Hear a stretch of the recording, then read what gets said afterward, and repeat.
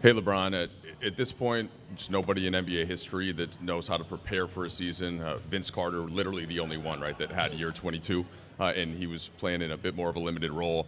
How do you approach it? Is it the same way that you always do because it has worked like this, or has that changed a little bit, especially in an Olympic year, when you're able to accomplish that as well? Well, I'm a little bit more advanced, in the Olympic year. So, like in '04 when I went into my second year, '08, 12, and now 24. Just because I've been playing all summer, pretty much. So a little bit more advanced in everything.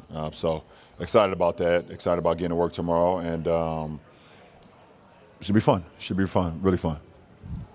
Yeah, LeBron, good to see you again. Good luck this year. What's your level of excitement and anticipation of playing with your son? It's a lot of excitement. Just pure joy, to be honest, to be able to come to work every day. Put in the work, hard work with your son. Every day, and be able to see him continue to grow. We push each other. He pushed me, I push him. We push our teammates and vice versa. So, just a very joyous, moment for not only for myself but for our family. And starting here today with Media Day. We've been in a couple photo booths. Did an interview over there with Spectrum. That was pretty cool. So it's pretty awesome. Gives you a lot of life. It gives you a lot of life, especially when you're around young guys. I had a lot of fun, this summer with Ant-Man and Tyrese Halliburton and some of the young guys on the team. And they give you a lot of energy, a lot of life. So to be able to be alongside him, he's 19 years old, be 20 soon in October, it just gives you some more life and the rest of the young guys on the team. So it's awesome. Hey, LeBron. When we did this last year, it was coming off an off season where after you guys had been swept by Denver, you hinted at retirement. You were beat up pretty badly physically. How different is your energy level at this stage, and kind of what's also your big picture view for yourself? Is a part of you think maybe this could be the last season, or have you started to think about that legacy type stuff? Well, I'm definitely not as beat up as I was last time. I feel damn good. I had a great summer. Body, was responded very well overseas, along with Team USA. So took care of that, and I kept that going. After even when we stopped playing, I kept it going. So I feel really good physically. Mentally, I feel really good, really sharp, very fresh. Looking forward to getting to work tomorrow. Have not thought about what the future holds. Kind of just living in the moment, especially with Bronny being here too. I don't want to take this moment for granted. I've always kind of never gave myself an opportunity to kind of just take in the moments. But this is a moment that I may enjoy a little bit more than just like my actual self. But I do feel good going into the season. Going into training camp tomorrow, I feel good. I feel more advanced, like I said, with the Olympic year. Speaking of the Olympics, LeBron, one of the moments that you guys were able to accomplish over there in Paris, it seems like you've allowed yourself a bit this offseason to revel in it. The tattoo, the change in your avatar, reflecting on it.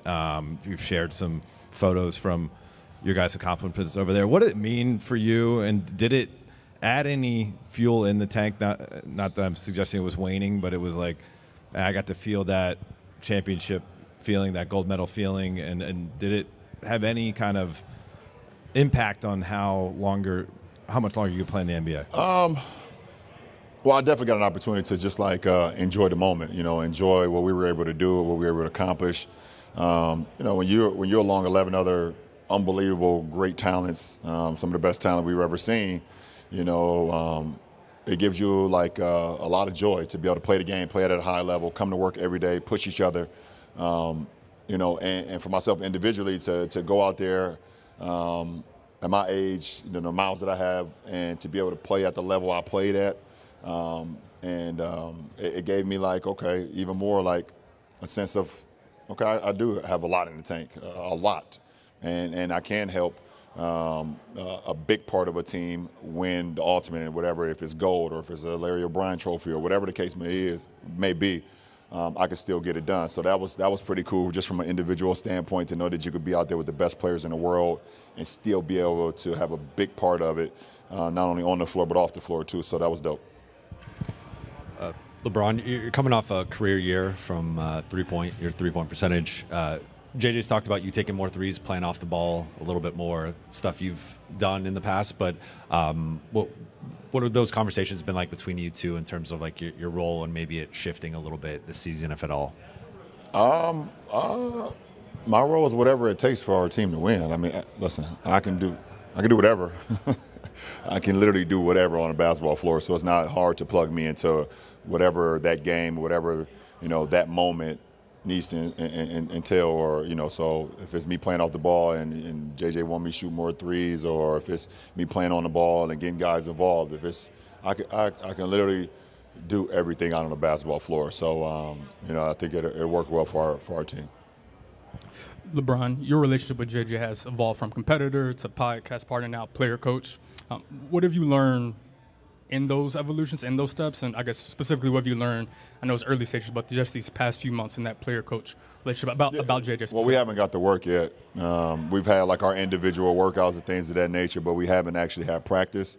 But I know from being alongside of him and, having our pods and being a competitor, I know that he's detailed, super detailed when it comes to that. And I know our coaching staff is detailed from, going against them in the past and things of that nature. So that's what it's all about. I think, putting the work in and being detailed and us knowing exactly what we need to do when we go out on the floor, not only in game situation, but practice, shoot-arounds, film sessions, everything.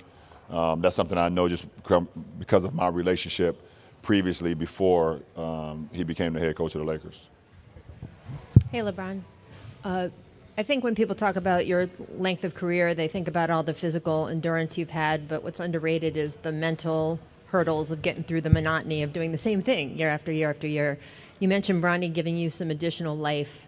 What are some of the ways that you think playing with him and just sort of having that new idea and that new challenge and that new relationship on the team are going to help you deal with all of that stuff? I mean, I don't know. I mean, obviously it's the first time, so I don't know. But I think just in the sense of just seeing him continue to grow as a basketball player, no matter if it's here up, with us or if it's, down with the G League team, and him continue to get better and better and better. I don't know what that even looks like. His job is to, put the work in, get better and better, just like the rest of us. And we want to hold him accountable. He's going to hold us accountable, and everybody, if we all do that, we all get better, because we're all one team, We're a reflection of the South Bay. South Bay is a reflection of us, So if we're all getting better and we're all preaching the same things, then it all works in everybody's favor. So,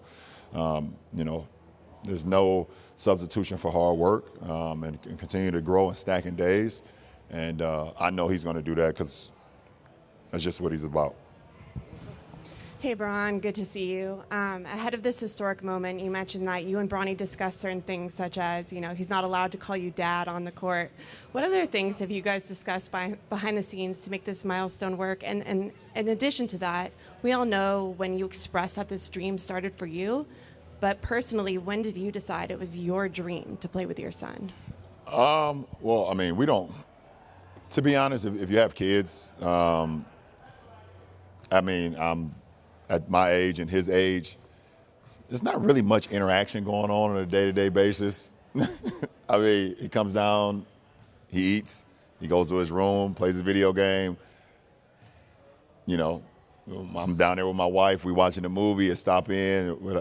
So it's not much like, hey, meet me at the table at 5 o'clock, we need to discuss work tomorrow. No, that doesn't happen. But I mean, he's been in this rim of the game of basketball since he was born, obviously. I've played in the NBA longer than he's been alive. So, he understands the nuances of it as far as just being around the game, but now he's a man and it's time for him to learn and get better with that. So I guess I don't know if he's even coming up here, you can ask him the questions of how he feels about it. I know I'm super happy for him.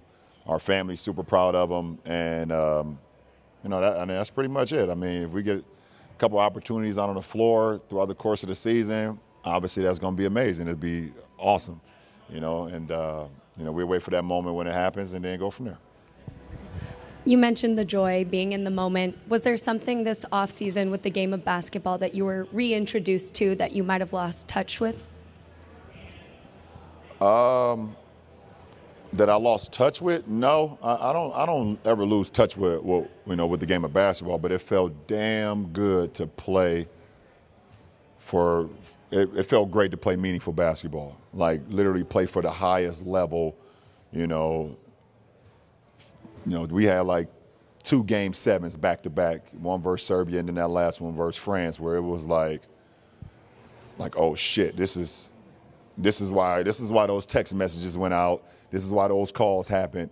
That fire and desire was brought back to me. That I was like, okay, this is what it was all about. This is why we all came together and called ourselves the Avengers. To have that feeling again, where you're playing like meaningful, real, every possession means something. If you make a mistake, it burns you. Things like that. That was good to relive that moment. Going against those 2 great teams.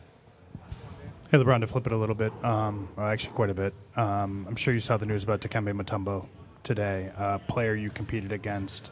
Just any memories you have about interacting with him on the floor, and just kind of your reaction. Yeah, to first of all, my condolences goes to him, to his family. And obviously, anytime a loved one is, gone, then it's a lot on the family. So, my condolences and well wishes goes to his family. Also goes to the NBA community as well. He's such a as a big part of the NBA. When you're growing up and you think about like iconic moments in playoff history, you think about when they played the Supersonics and it was the 8th seed, and you just remember him getting that last rebound, those last blocks, and just holding that basketball on his back and in amazement. So. My fondest memory of Dikembe Mutombo, he fractured my face on my birthday in Cleveland with an elbow. I never even got an opportunity to tell him about that. But yeah, I don't remember how old I was in Cleveland, my first stint. And I think I was turning 22 maybe. He was in Houston. You guys can do the research. Yep, he was in Houston. And I went to the hole and caught one of those Dikembe elbows. And if anybody know about the Dikembe elbows, they do not feel good. He fractured my face, and I went to the hospital that night, and I wore a mask for a little bit. Yeah, so that is my memory of Dikembe. I appreciate it.